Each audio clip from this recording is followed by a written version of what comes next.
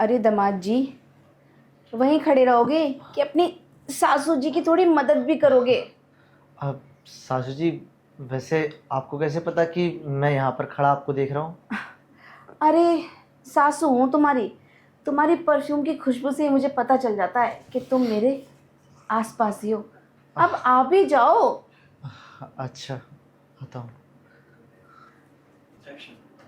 आ भी जाओ दामाद जी। कैसे लगाना है इसको?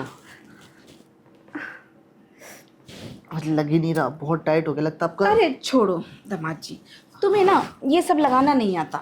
अरे मैं क्या कह रही हूँ, आपने मुझे बुला तो लिया अपने घर यहाँ रुकने के लिए, पर तुम मेरी मदद तो करो। देखो ना, सारा सामान यूं ही फैला पड़ा है, अब इसको कौन ठीक करेगा?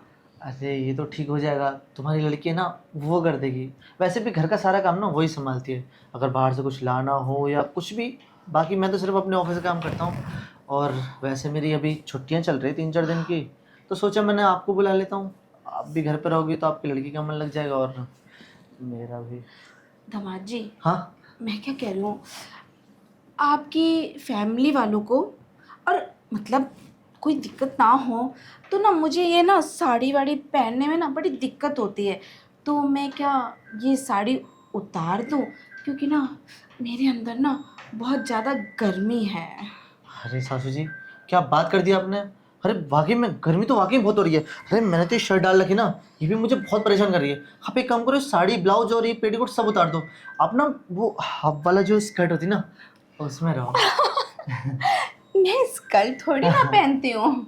अरे पहन लो ना, अच्छी लगोगी आप वैसे उसमें।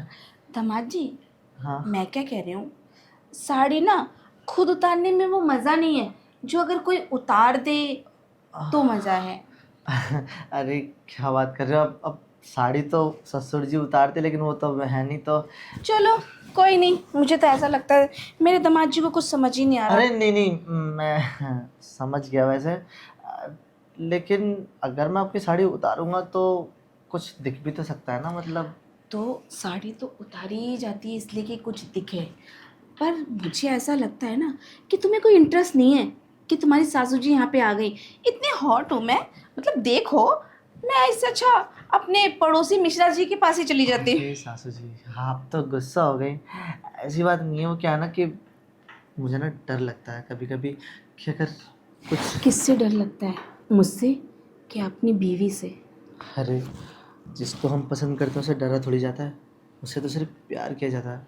अरे डर तो उससे लगता है, उस कमीनी से। सॉरी, बुरा मत मानिएगा, लेकिन कभी कभी गुस्सा आता है उस पर। सुनो ना, हाँ। मैं क्या कह रही हूँ, जब आपने मुझे यहाँ पे बुला ही लिया है रुकने के लिए, हाँ। तो क्या मैं इस बिस्तर पे अकेली रातें काटूंगी? अरे नहीं, किसने कहा आपको इस पे अकेले सोने के लिए? फिर?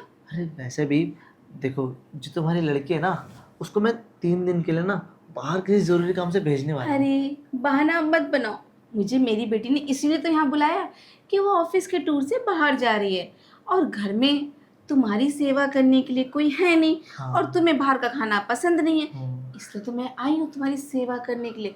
पर एक बात बताओ दामाद जी, सिर्फ खाना ही खाना पसंद है कि कुछ और भी? मुझे तो खाना खाने के साथ साथ दूध पीना भी पसंद है। अच्छा, अब वो अगर लाए वो तो बात ही क्या। ये बटन ना लग नहीं रहे, तो बाकी के और बटन खोल दूं? अरे खोलने वाले बटन लगाने थोड़ी होते हैं, वैसे भी ये खुलने ही वाले हैं थोड़ी देर में, क्योंकि अच्छा, मुझे ऐसा लगता है। मैं क्या कह रही हूँ, हाँ। आपको कुछ हो नहीं रहा क्या? हो तो बहुत कुछ रहा है, लेकिन डर भी लग रहा है साथ साथ कि कि कि कि कुछ गलत ना हो जाए। अरे, जब सामने वाला तरबूज खुद कटने को तैयार है तो तुम क्यों नहीं काट रहे? अरे काट कूट के खा खू के रस निचोड़ लो। पक्का? हाँ हाँ पक्का। देख लो कहीं ऐसा ना हो कि मेरे चाकू की धार से तुम्हारे खरबूज के टुकड़े ही हो जाए। और कहीं ऐसा ना हो कि तुम कुछ ऐसा देख लो जो तुमने कभी देखा ही ना हो। देख लो फिर, एक बार और सोच लो, क्योंकि अगर एक बार ये हुआ ना, फिर बार बार होता रहेगा और ये रुकने नहीं वाला। मैं तो यही चाहती हूँ कि ये रोज हो, हर रात हो, हर सुबह हो, हर दिन हो। तो देर मत करो, आ जाओ। चलो तो फिर।